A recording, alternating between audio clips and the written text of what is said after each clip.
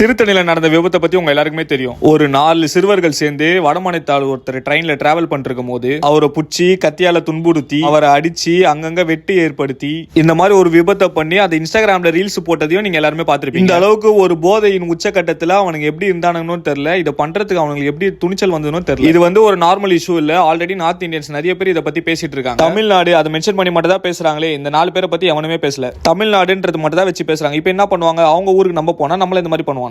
இது இந்த இடத்துல ஸ்டாப் ஆகணும்னா அந்த 4 பசங்களை பிடிச்சி அவர்கள் சிறுவர்கள் அப்படின்னு சொல்லி சிறுவர் சீர்திருத்த பள்ளியில போட்டு அவங்களை இன்னும் தீவிரவாதி ஆக்கி விடாம இப்பவே அவங்களுக்கு கரெக்டான ட்ரீட்மெண்ட் எல்லாம் கொடுத்து இன்னும் அவங்களை வளர்த்து விடாம இருந்தீங்கன்னா கொஞ்சம் நல்லா. தமிழ்நாடு அரசை பத்தி நம்மளுக்கே தெரியும். ரேப் கேஸ்ல இருந்து எந்த கேஸா இருந்தாலும் ஸ்டார்டிங் மட்டும் தான் வரும், எண்டிங் எங்க போகுதுன்னே தெரியாது. அந்த குற்றமானவன் எங்க போவானு தெரியாது, அந்த விபத்துக்கு என்ன காரணம்னு தெரியாது, எதுவுமே தெரியாது. அந்த நியூஸ் அப்படியே மூடிடுவாங்க. சோ அந்த விபத்து நடந்த இளைஞர் ரொம்ப சீரியஸா இருக்காரு. அவருக்கு இப்ப என்ன ஆச்சுன்னு கூட தெரியல. தமிழ்நாடு அரசு அதுக்கு பொறுப்பேற்று அந்த இளைஞனுக்கு நஷ்டஈடு கொடுத்து அவங்க ஃபேமிலியோ செட்டில் அந்த மாதிரி பண்றது மட்டும் தான் நம்ம பேரை நம்ம காப்பாத்திக்கிறதுக்கான ஒரே வழி. அந்த இளைஞனுக்கு நஷ்டஈடு கொடுக்கணும், அந்த 4 பேருக்கும் சரியான ட்ரீட்மெண்ட் கொடுக்கணும்.